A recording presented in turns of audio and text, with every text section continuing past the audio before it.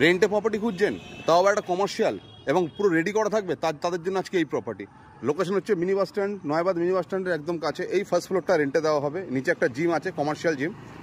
এবং এই commercial প্রপার্টিটা entry হচ্ছে নিজস্ব সেপারেট এন্ট্রি। আমি এন্ট্রি করছি, খুব সুন্দর করে মার্বেলের সিঁড়ি এবং পুরো রেডি করা আছে। দেখছেন লাইটের কাজ, খুব সুন্দর করে লাইটের কাজ করা আছে। চাইলে আপনার রেস্টুরেন্ট, ক্যাফে এই ধরনের কিছু করতে পারেন। যারা এই ধরনের কনসেপ্ট নিয়ে ঘুরছেন যে রেস্টুরেন্ট, ক্যাফে করবো এবং রেডি একটা প্রপার্টি চাই, তাদের জন্য আজকে এই প্রপার্টিটার মধ্যে যতগুলো ফার্নিচার দেখছেন, এই ফার্নিচারগুলো চলে যাবে। যেহেতু এটা একটা ফার্নিচারের শোরুম ছিল, এইগুলো চলে যাবে। যেগুলো থাকবে সেগুলো হচ্ছে স্পটলাইট থাকবে আপনার।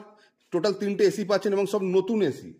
এই একটা এসি পাচ্ছেন, এই একটা এসি পাচ্ছেন, এই একটা এসি পাচ্ছেন। টোটাল 3টে এসি পাচ্ছেন।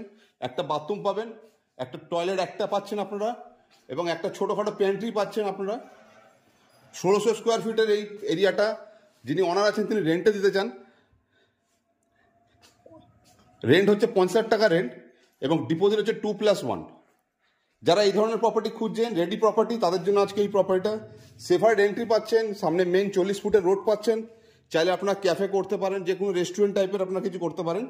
বিশদ জানতে স্ক্রিনে নাম্বার দেওয়া থাকবে, যোগাযোগ করে নেবেন। আর আমার ইউটিউব চ্যানেলটাকে আপনারা ফলো রাখবেন, বিশ্বাস প্রপার্টি কলকাতা। সেইখানে এই প্রপার্টি আমি অ্যাডভার্টাইজমেন্ট করে দেবো।